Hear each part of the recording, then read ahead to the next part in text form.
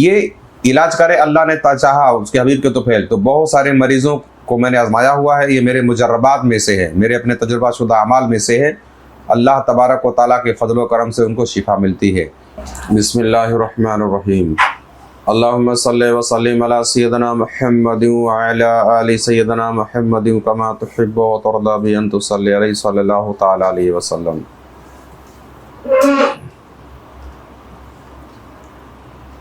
बहुत सारे लोगों की एक फरमाइश, एक मर्ज़ के ताल्लुक़ से कुछ हमारे मुजर्रबात जो हैं, जो हमारे मामूलात का हिस्सा है, किसी एक भाई ने कई मरतबा कमेंट में कह करके इस सवाल किया कि कोई एक ऐसा नक ताबीज़ हमको बताई जाए जिसमें बहुत सारी औरतों को या मर्दों को भी ये बीमारी हो सकती है, जिसको रसूली कहते हैं।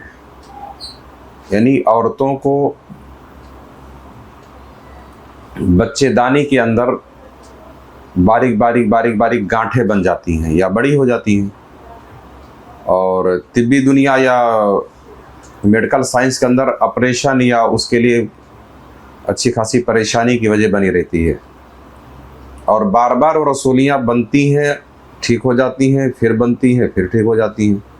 इस तरीके से एक औरत की ज़िंदगी बहुत अज़ियतनाक होकर रह जाती है। यानी बार बार वो गांठों का बनना, जिसको रसूली कहते हैं, या आदमी के जिस्म में या औरत के जिस्म में कहीं भी रसूलियाँ अगर बनती हैं बार बार, है ना, यानी वो गांठें बार बार बनती हैं और दवा कराओ फिर शुरू हो जाती है, दवा ख़त्म होती है फिर शुरू हो जाती है। इस तरीके से एक तरह की एक परेशानी, एक बहुत बड़ी परेशानी का सबब बना रहता है। तो सबसे पहले एक बात सोच ले कि कोई बीमारी के लिए अगर दवा काम नहीं कर रही है, बार बार वो अटैक कर रही है, तो इसका मतलब ये है कि उस आदमी को अब रूहानियत की तरफ ध्यान देना चाहिए, है ना। अगर अद्वियात से शिफा याबी नहीं मिल रही है तो अब उनको सदक़ात और रूहानी इलाज की तरफ बिल्कुल रुजू कर लेना चाहिए। तो इन्हीं तमाम रूहानी इलाजों में से आज रसूली के लिए ख़ास मैं एक नक्श आपको बता रहा हूँ। उसको करना क्या है? उसको करना आपको ये है कि ये जो बिस्मिल्लाहिर्रहमानिर्रहीम, या बदियल अजाइब बिल खैरी, या बदियो, ये आपको चीनी की मिट्टी का जो प्लेट आता है जिसमें चाय वगैरह हम लोग पीते हैं, या वो हो, या तो फिर चिकना कागज़ हो, उस पर लिखें। और लिखना किससे है? ज़ाफ़रान से लिखें, या तो फिर खाने का जो जर्द रंग रहता है उसमें अर्के गुलाब मिला लें। क्या मिला लें? अर्के गुलाब मिला लें। और मिलाने के बाद जो है वो लिख ले प्लेट, आप ये प्लेटें आप लिख लीजिए। उसके बाद उसको सुबह दोपहर शाम, यानी एक ताबीज़ सुबह, एक ताबीज़ दोपहर, एक ताबीज़ शाम, इंशाअल्लाह तबारक व तआला 90 दिन के अंदर, 90 दिन के अंदर ये मर्ज़ जो है इंशाअल्लाह तबारक व तआला मुकम्मल, इससे आपको शिफा याबी मिल जाएगी। अगर उसके पहले आपको शिफा मिल गई तो इलाज तर्क कर सकते हैं, या जब तक के शिफा नहीं मिलती है तब तक के इलाज करते रहें। समझ में आ रहा है? अब ये इबारत लिखने के बाद 3 आपको गोल दायरे बनाने हैं। क्या बनाने हैं? अभी इंशाअल्लाह ताला अलग से हम इसका फ़ोटो आपको दिखा देंगे कि 3 गोल दायरे, उसके बीच में एक नुक्ता जैसा लगाना है। क्या लगाना है? लिखने के टाइम ये ख़ास ख्याल रखना है। ये 5 दायरे लगेंगे। एक दायरा आपने बनाया, बीच में एक नुक्ता जैसा बड़ा सा लगा दिया। उसके बाद एक राइट से ऐसा सीधा कट मारेंगे, एक लेफ्ट से सीधा कट मारेंगे। और जब कट मारेंगे तो ये ख्याल करना कि ये जो बीच में नुक्ता है वो रसूली है, गांठ है, उसको हम काट रहे हैं। लिखने वाला ये ख्याल करेगा कि मरीज़ का ये रसूली गांठ है, मर्ज़ है, उसको हम काट रहे हैं। इस तरीके से ये 5 दायरे बन जाएंगे। बीच में दायरों के बीच में एक नुक्ता, और उसको लेफ़्ट राइट से काटना रहेगा। समझ में आ रहा?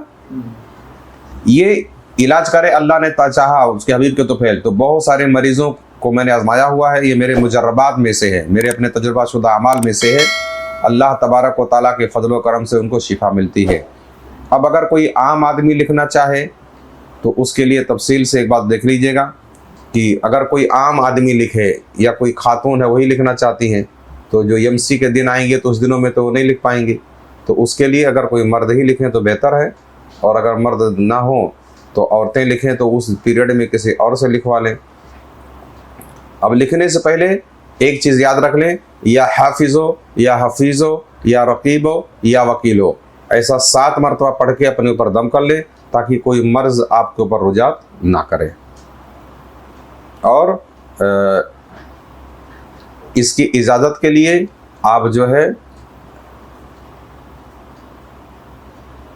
41 मरतबा सूरह फातिहा पढ़ करके इसका सवाब जो है ख़ानदान चिश्त अहले बहिश्त के अकाबरीन की रूह को इसाल करें। इंशाअल्लाह तबारक व तआला इसकी इजाज़त हो जाएगी। ये ताबीज़ लिखने की ये मेरे तरफ से कह दिए हैं कि आप इसको कर लें, इंशाअल्लाह तबारक व तआला इसकी इजाज़त हो जाएगी। अल्लाह तबारक व तआला की बारगाह में दुआ है, मौला करीम जो भी मरीज़ों के लिए इस्तेमाल किया जाए, अल्लाह तबारक व तआला इसको शिफा नसीब फरमाए। आमीन तुम आमीन बिरहमती का या अरहमर राहिमीन।